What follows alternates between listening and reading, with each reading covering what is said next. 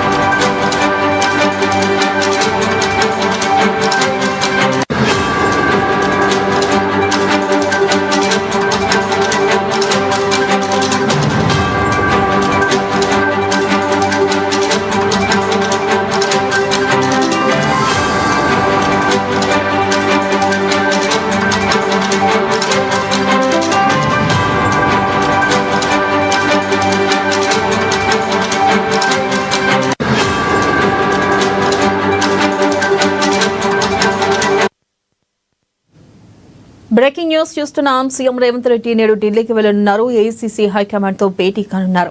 బీసీలకు 42% రిజర్వేషన్ల అంశంపై సీరియస్ గా ఉన్న ప్రభుత్వం ఇప్పటికే మంత్రులతో సబ్ కమిటీని వేసింది. దీనిపై మరింత సమాచారాన్ని మా సీఎంఓ ప్రతినిధి రమేష్ ఫోన్ లైన్ ద్వారా అందిస్తారు. రమేష్, చెప్పండి, ప్రధానంగా అసలు ఈ భేటీలో ఏ అంశాలపై చర్చించనున్నారో అప్డేట్స్ ఏంటి? బీసీలకు స్థానిక సంస్థల్లో 42% రిజర్వేషన్లు తీసుకోవడానికి ఏదైతే తెలంగాణ ప్రభుత్వం భావిస్తుందో వెన్నెల, వాటికి సంబంధించి న్యాయ నిపుణుల సలహా తీసుకునేందుకు ఈ రోజు ఢిల్లీలో వెళ్లాలని కూడా కేబినెట్ సబ్ కమిటీ నిర్ణయించింది.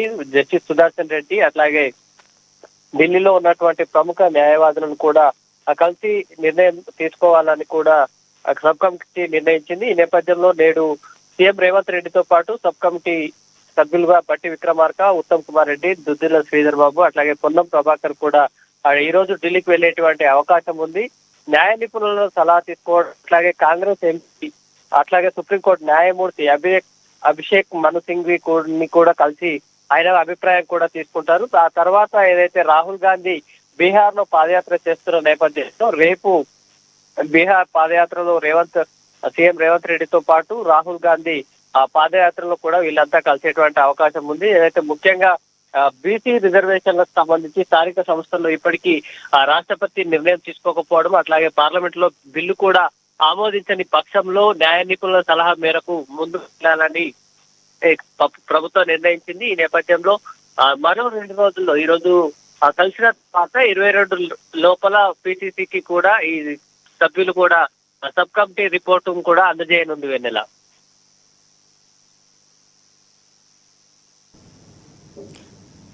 Right, thank you Ramesh.